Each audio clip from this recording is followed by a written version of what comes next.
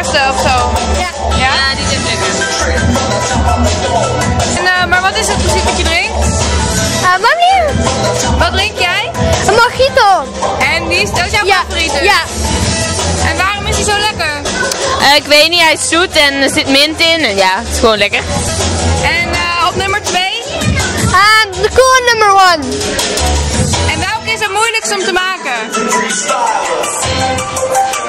Ik weet niet, sommige zijn echt moeilijk om te maken, ja. Kun je al layers maken? Ja.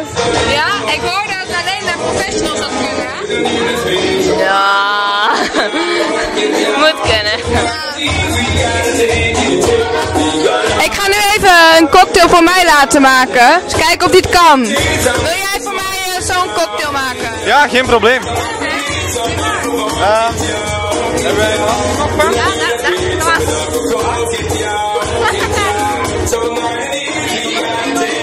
We gaan eerst snijden. Daar begint het natuurlijk allemaal mee.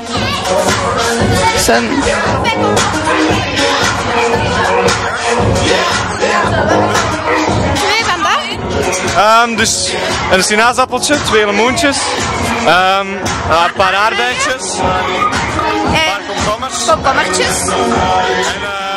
En dan een crush ice erbij.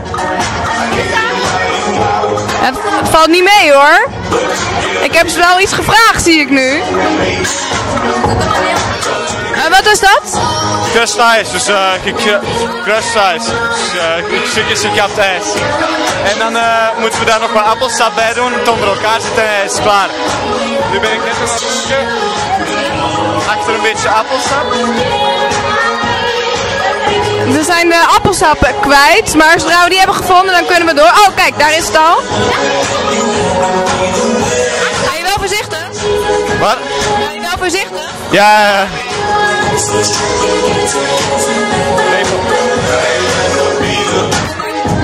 Even onder elkaar zitten, 2 rietjes erin en hij is klaar.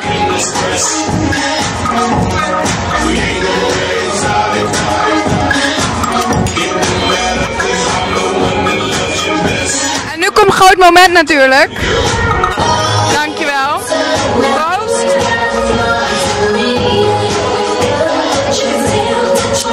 Een 8. Een 8, dankjewel.